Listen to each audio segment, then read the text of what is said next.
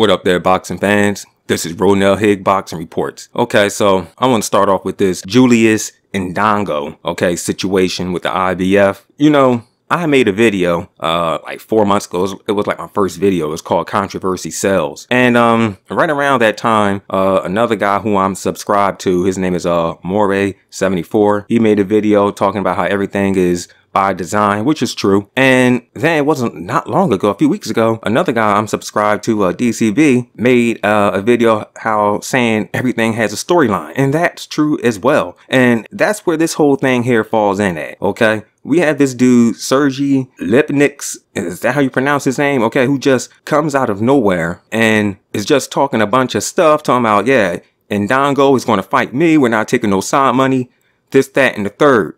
I mean, none of us have really heard of this guy. He did fight on Showbox once. Because, I looked it up.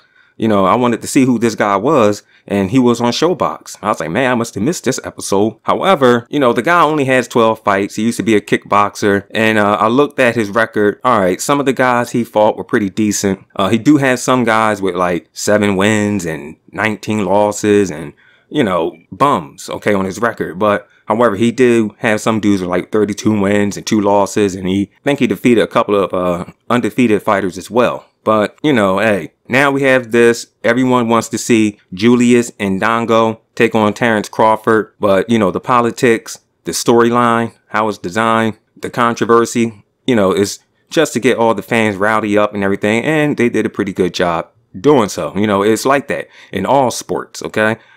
Just like we having a hard time getting this Gennady Golovkin versus Canelo Alvarez fight. And you know what? Talking about that. Okay, let's say if this Canelo Alvarez and Chavez Jr. fight, let's say if the pay-per-view buys do like 1 million. I mean, it's possible that it could, because Canelo Alvarez versus Cotto, they did what? 900,000, all right? Because Cotto, he has a fan base, and so do Canelo. And saying that, Canelo Alvarez, he has a pretty good fan base. We all know that. He has a pretty good fan base, excuse me. But so do Chavez. So it's possible this fight could do 1 million. It could be like the first pay-per-view that does 1 million since 2015. And saying that, all right, we all knows that Oscar is going to mess with the money that he gave Gennady Golovkin to face Canelo. He might say, well, compare your pay-per-view buys to theirs. I mean, you only did 170K, and this one here did 1 million. So, you're not really worth the 15. I'm going to knock it down to 6. And then what's going to happen? We're not going to get the fight.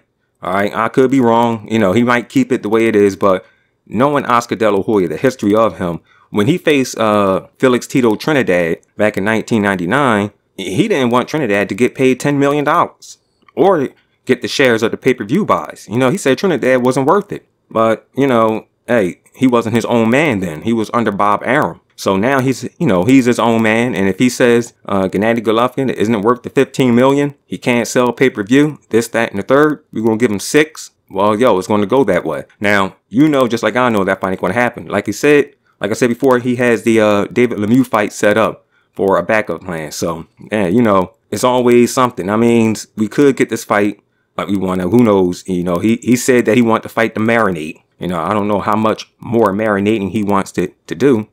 But, yeah, I'm pretty sure he's going to come up with that gimmick. So, like I said, everything is a storyline, And that's my 2 cents on this. Hey, my name is Ronell Higg Boxing Reports. If you like what you heard, subscribe, like, leave a comment. I'm out.